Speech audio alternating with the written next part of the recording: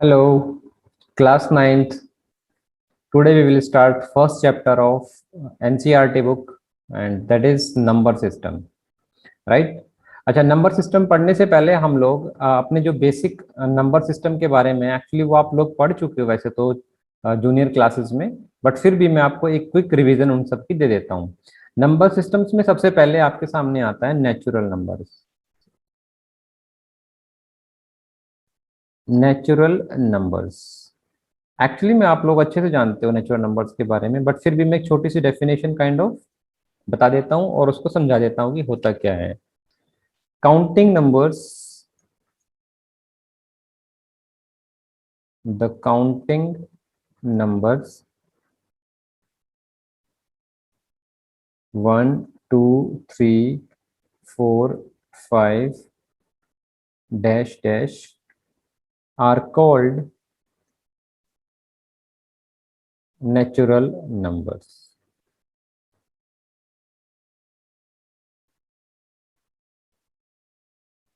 Right? और आप सब जानते हैं कि ये 1 2 3 4 जो काउंटिंग में आते हैं सारे नंबर्स आपने अच्छे से पढ़े हुए हैं, इन सबको हम नेचुरल नंबर्स कहते हैं। And natural numbers are denoted by natural numbers are denoted by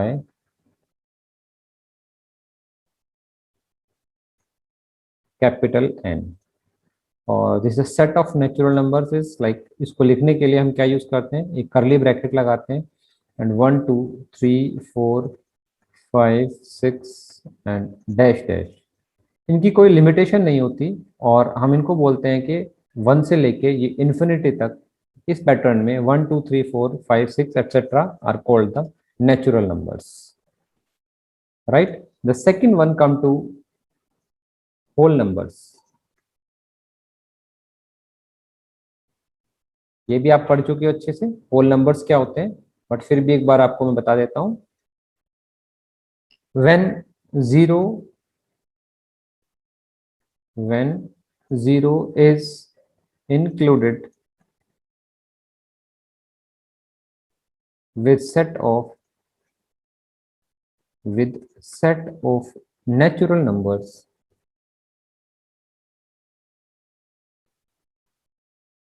with set of natural numbers, the set is called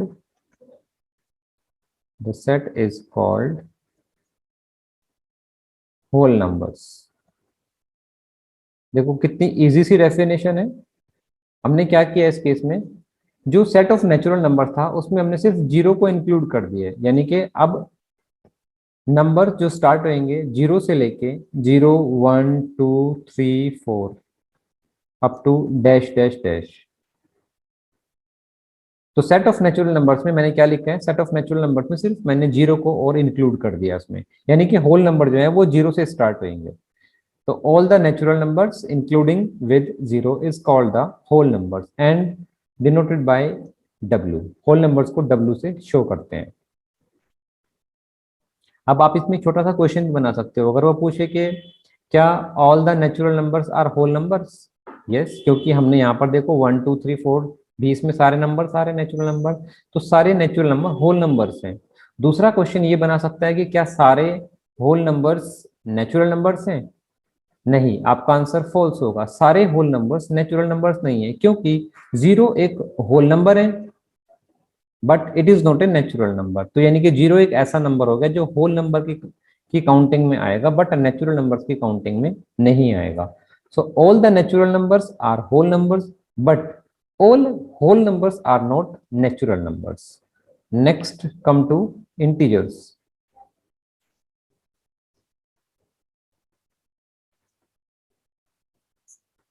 integers की कैटेगरी में क्या होता है, the whole numbers together with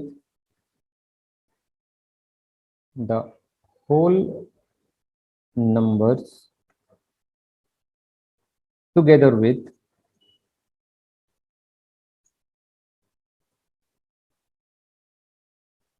the opposite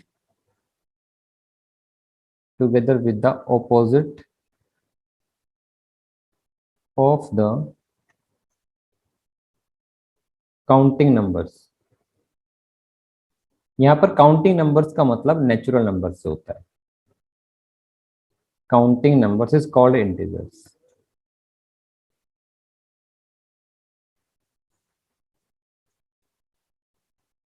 ठीक है, मतलब अब सारे जितने भी होल नंबर्स होते हैं वो तो इंक्लूड होंगे ही होंगे, और काउंटिंग यानी कि नेचुरल नंबर्स उनका जो ऑपोजिट होगा। ऑपोजिट से क्या मतलब है यहाँ पर, मान लेते हैं कि यहाँ पर मैंने जीरो लिखा, सबसे पहले तो मैंने सारे होल नंबर्स इसमें डाल दिए इंटीजर्स में, यानी कि इंटीजर्स में हैं वो सारे होल नंबर तो आएंगे ही आएंगे उसमें, वन, फिर आएगा two, three, four and so on dash dash. अब इसने लिखा हुआ है कि all the whole numbers together with the opposite of the counting numbers, मतलब कि जो काउंटिंग नंबर्स लिखे हैं हमने इनके ऑपोजिट। अब ऑपोजिट, वन का ऑपोजिट क्या होता है, विद नेगेटिव साइन -1, फिर टू का ऑपोजिट -2, सिमिलरली फिर थ्री का ऑपोजिट -3, ये इधर चलते चले जाएंगे और ये भी इन्फिनिटी तक जाते हैं। इनको शो करने के लिए हम नंबर लाइंस का यूज करते हैं। आपने पढ़ा होगा नंबर लाइंस के बारे में, मिड में इसके जीरो होता है, फिर उसके बाद इसके राइट साइड में सारे पॉजिटिव नंबर्स यानी कि काउंटिंग नंबर्स 1, 2, 3, 4, 5, ये लिखते चले जाना है मैंने। फिर इधर लेफ्ट साइड में नेगेटिव नंबर्स -1, -2, -3 एंड -4, ये भी इन्फिनिटी तक जाएंगे, इनकी काउंटिंग कभी खत्म नहीं होती है। तो यह रिप्रेजेंटेशन है इंटीजर्स की, दीज आर इंटीजर्स। सारे नंबर्स जितने भी होल नंबर्स हैं और जितने नेचुरल नंबर्स हैं उनके ऑपोजिट, ये सेट बनाता है इंटीजर्स का, राइट। और इंटीजर्स में भी दो कैटेगरी होती हैं, जो राइट हैंड साइड में होते हैं वन से लेके अप टू इन्फिनिटी, जिनको हम नेचुरल नंबर बोलते हैं या काउंटिंग नंबर्स बोलते हैं, उनको हम पॉजिटिव इंटीजर्स भी कहते हैं। This is the set of positive integers. और लेफ्ट हैंड साइड में जो -1 से स्टार्ट होते हैं और इन्फिनिटी तक जाते हैं, इन्फिनिटी का मतलब इनकी कोई एंड नहीं है, लिमिटेशन नहीं है कोई। This is the set of negative integer, negative integers, right. और it is not a, zero is neither a positive not negative.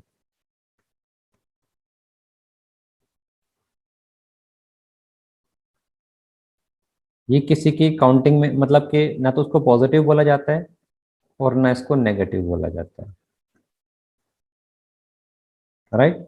तो देखो यहाँ पर ये तीनों चीजें, negative integers and positive integers और जिसमें जीरो इंक्लूड होता है, ये पूरा सेट बनाता है set of integers. And it is denoted by, इसका सिंबल होता है denoted by z, capital Z। Next come to rational numbers.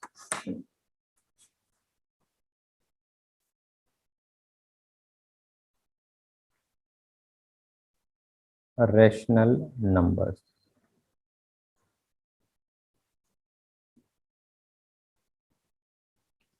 a number is called rational number,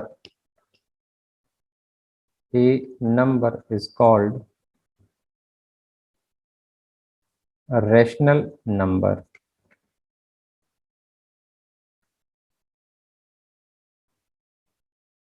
if it can be written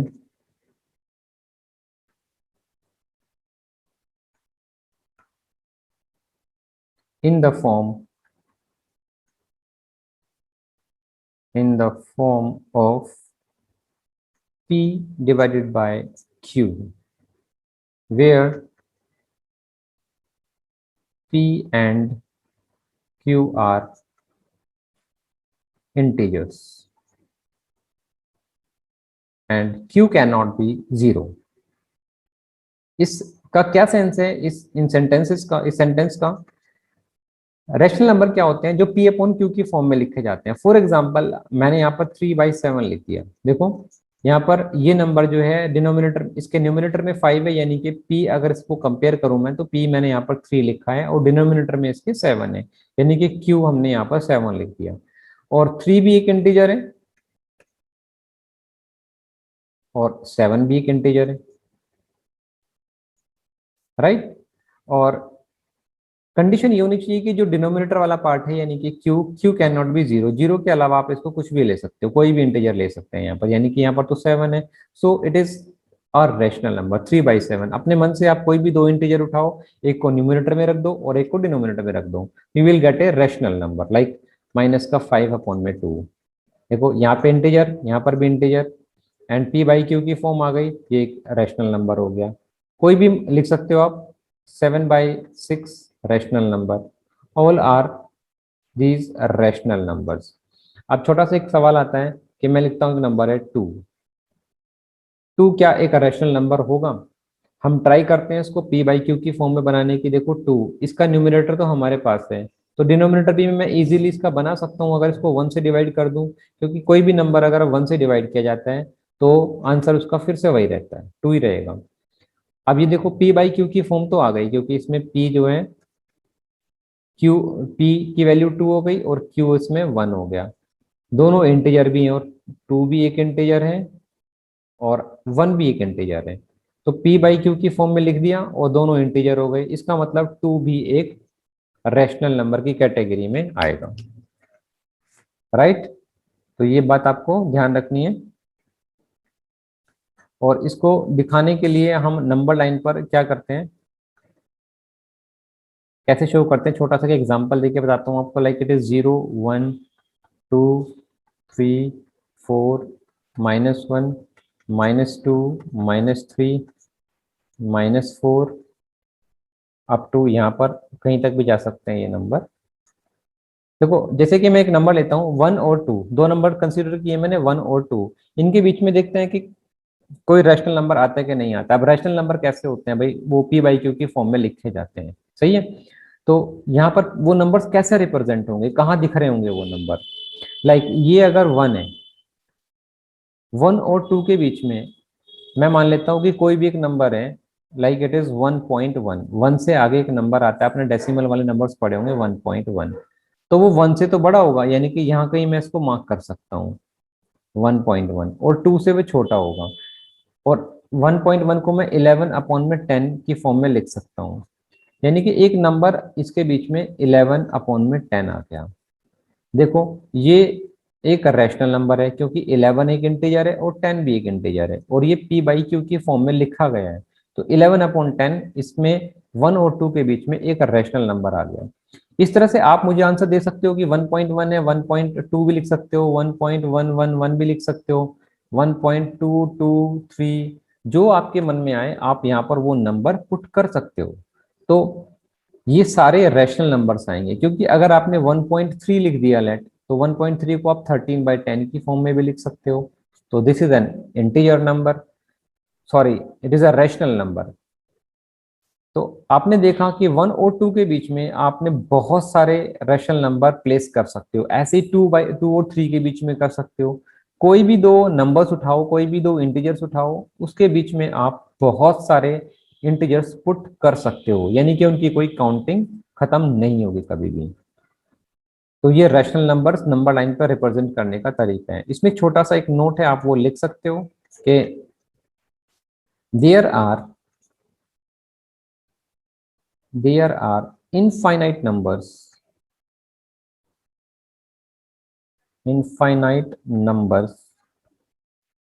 between any two rational numbers।